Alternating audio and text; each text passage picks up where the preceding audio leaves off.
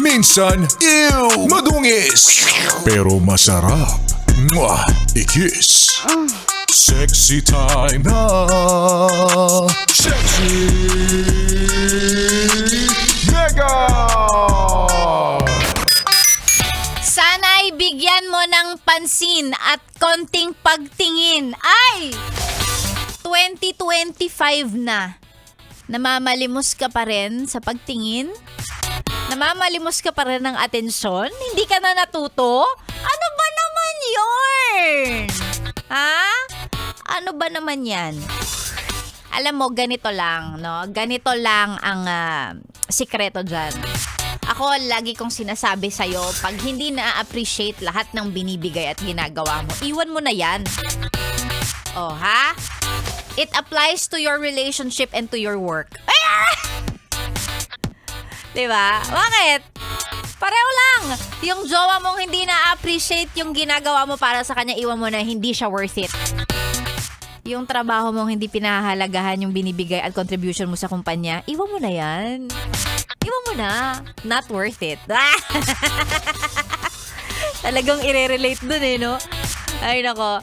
Basta masasabi ko lang, ngayong taon, dapat alam na natin kung saan lang natin binibigay ang oras at atensyon at lakas natin. Dapat doon lang sa mga bagay na may balik sa atin. 'Di ba? Tapos na tayo doon sa one-way type of relationship. Yung bang ikaw lang yung bigay ng bigay tapos siya tanggap lang ng tanggap. Ganun. Wag ganun. Dapat tayo? Two-way. Malamang. Kasi hindi siya one-way, two-way siya. Basta, yun ang gusto ko ipaalala sa'yo, okay? Kapag namamalimos ka na ng atensyon, ng oras niya, ng pagmamahal niya, mali na yan, ha? Alam mo na yan, matanda ka na. Maliban na lang kung matanda ka na, pero parang hindi ka natututo sa mga nangyayari sa'yo. Ay. Eto muna, bago tayo magtuloy-tuloy ngayong araw ng Friday. Mag-hello muna tayo sa mga yes friend nating naka-tune in. Ayan, hello kay Carla. Hi Carla. Ayan, naka-work from home tapos laging naka-tune in sa Yes FM. Hi sa'yo Carla. Ganun din kay Joseph. Sabi niya, pabati naman dito sa finishing department. Hanggang ngayon, hindi pa ba kayo tapos? Finishing pa rin. Finishing department sa Ugong Valenzuela. Naka-tune in daw sila. Hello. Fe Castel, hello din sa'yo. Good morning. At sa iyong mga kasama dyan sa bahay, si John Christian Alotiot. Ayan. Pa-shoutout biyahing Batangas. Alay, bakit napunta kang Batangas? Si Tanya Marie Quintal, sabi niya, shoutout po at pa-request po ako ng kanta. Sige Tanya Marie, subukan natin yung request mo ha. Si Riz Ann, nakikinig sa kanyang radyo na makulay.